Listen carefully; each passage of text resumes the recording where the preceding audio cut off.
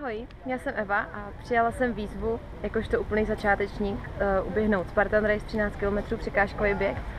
A protože jsem věděla, že to asi sama nezvládnu, tak jsem zavolala mojí kamarádce Klárce, která dělá trenérku, aby mi v tom pomohla.